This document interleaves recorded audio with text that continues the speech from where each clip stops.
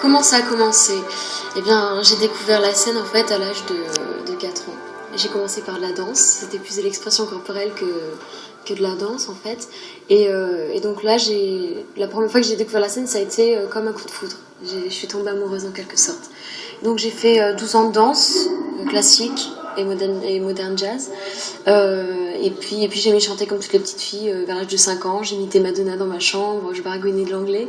Et puis voilà. Et puis ensuite, un peu plus tard, je suis rentrée dans un groupe donc qui m'a fait découvrir des chansons françaises, du Brassens, du Brel, tout ça. Donc j'ai fait pas mal de spectacles dans le sud, pas mal de concours, à Nice notamment. Et puis je suis rentrée au Conservatoire de Cannes aussi. Donc j'ai fait 6 mois au Conservatoire de Cannes, mais comme c'était pas vraiment... Bon, le chant classique c'était bien, mais c'était pas ce que je voulais faire vraiment. Donc en fait... Donc j'ai continué à travailler la variété. Et puis un jour je me suis dit, ben, tiens, tu fais beaucoup de scènes dans le sud, tu as fait beaucoup de spectacles.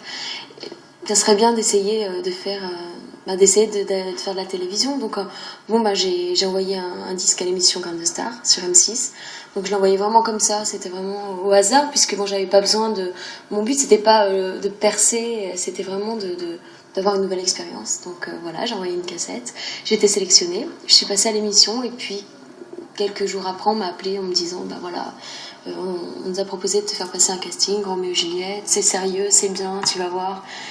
Et donc moi je ne connaissais pas du tout Roméo et Juliette, je savais pas du tout l'ampleur que ça allait avoir. Et donc voilà, c'était la première fois que je montais à Paris, que je prenais l'avion, et c'était mon premier casting. Et voilà, tout ça, ça s'est passé en l'espace d'un mois.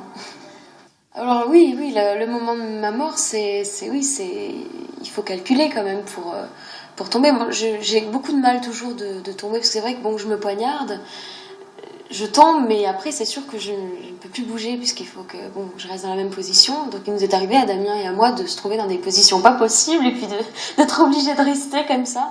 Donc après on se revient, on a des torticolis, on a des crampes, mais bon, oui, il faut faire attention. Puis c'est pas évident de tenir un poignard comme ça fait des bleus au ventre.